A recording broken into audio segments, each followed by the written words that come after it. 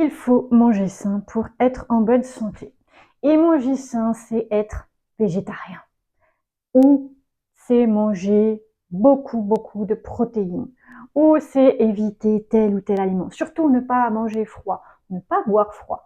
Ou il faut faire attention à ce qu'il y ait assez de lipides, de glucides. Ah! Stop, stop, stop, stop. Bienvenue dans le monde des fausses croyances, surtout dans l'émission qui défait ces fausses croyances. Et oui, elles sont partout.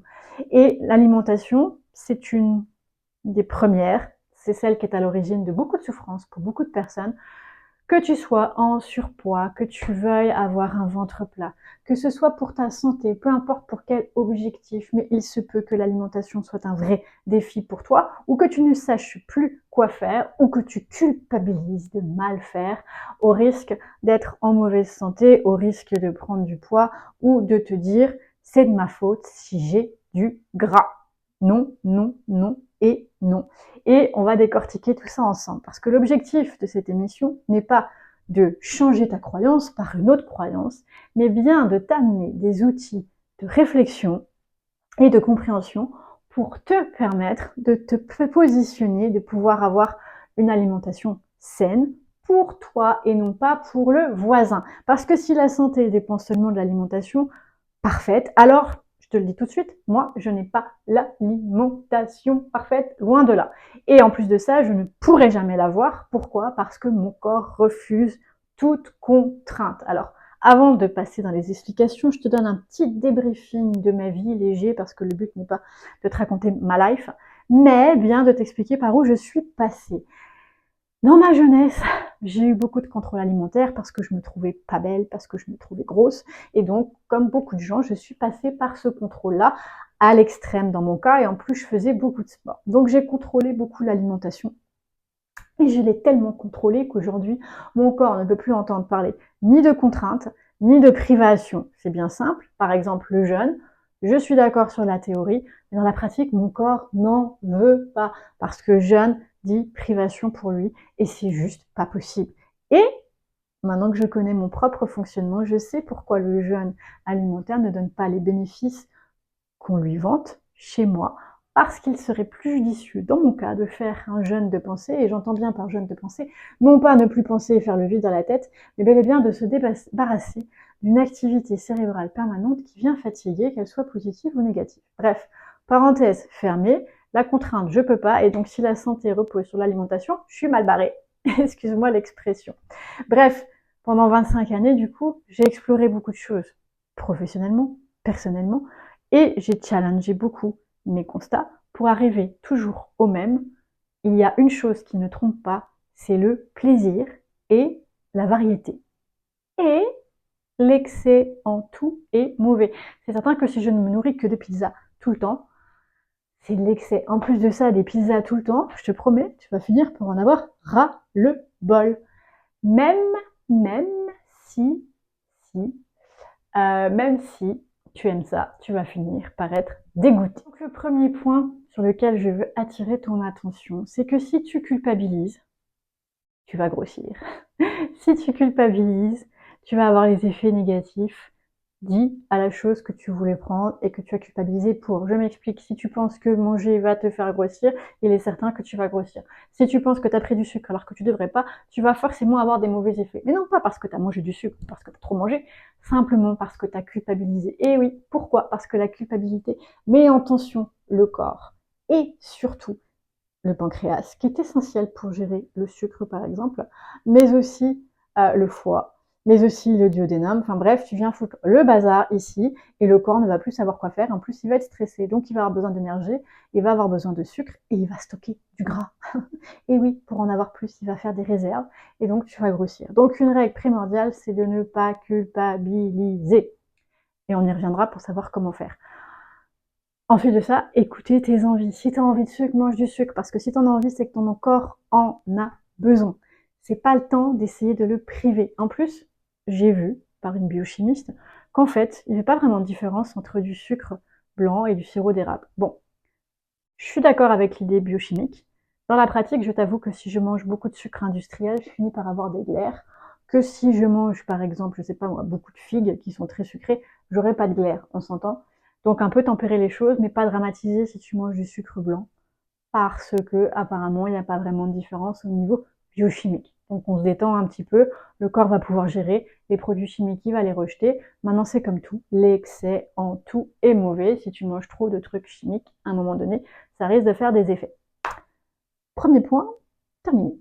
Que retenir de cette première émission sur les fausses croyances au niveau de l'alimentation, qu'il n'y a pas une alimentation saine étiquetée qui va t'assurer la bonne santé, parce que tu peux respecter toutes les clauses et finalement pas être bien. Pourquoi? Parce qu'il va y avoir de la culpabilité, de la tristesse, de la colère, du désespoir, bref, il va y avoir des tensions dans ton corps qui empêchent ton système digestif de travailler correctement. Donc, première chose, tu peux observer et tu peux essayer de manger avec plus de détente. Si tu manges un carreau de chocolat, décontracte-toi, pense à la règle que le plaisir prime sur la culpabilité et sur la saine attitude. Maintenant, concernant les sucres, attention, quand j'ai parlé qu'il n'y a pas de différence entre les sucres, apparemment au niveau biochimique, je parlais bien sûr entre miel, sirop d'agave, sirop d'érable, sucre blanc, raffiné, sucre roux, etc. A priori, il n'y aurait pas de différence. Ce que je peux te partager, c'est que moi, c'est certain que quand j'achète des biscuits commerciaux, si j'en mange longtemps, souvent beaucoup, je finis par avoir des glaires et je finis par tomber malade. Mon corps va nettoyer quelque chose. Et c'est juste normal au niveau de la physiologie intelligente du corps. Ça va créer des sécrétions, le corps va les éliminer. Et ça va surtout surcharger rate, estomac, pancréas.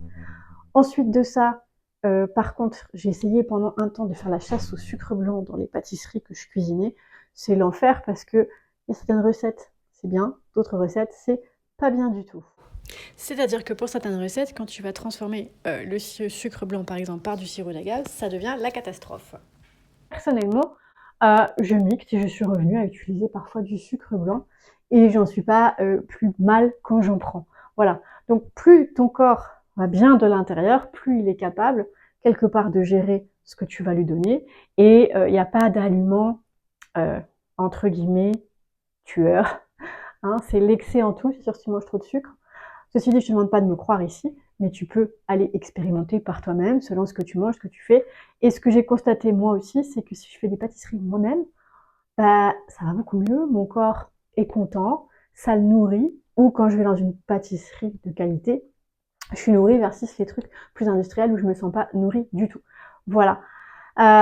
Donc au niveau du sucre, on peut décomplexer. Et on va terminer avec une chose qui est très importante. Si tu as envie de sucre, ne surtout pas le réprimer. Pourquoi? Parce que quand l'envie est là, les crashs de sucre, c'est que ton corps en a besoin.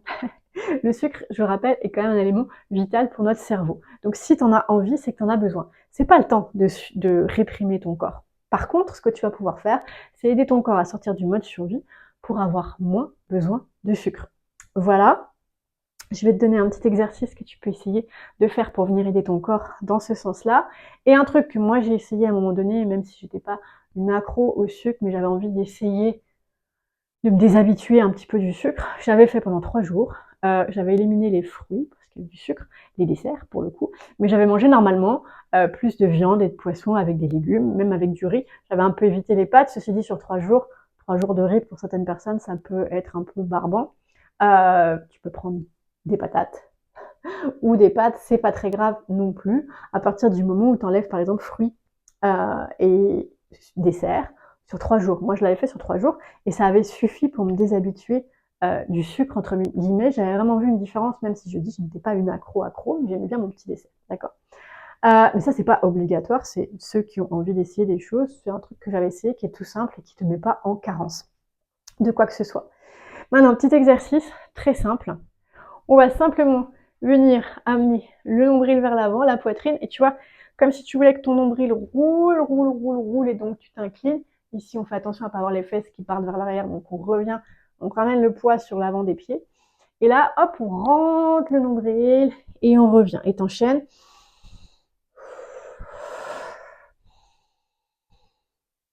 Et maintenant, toujours même position, on sort le nombril de la poitrine, on vient ramener un tout petit peu ici comme une pression que l'on ferme.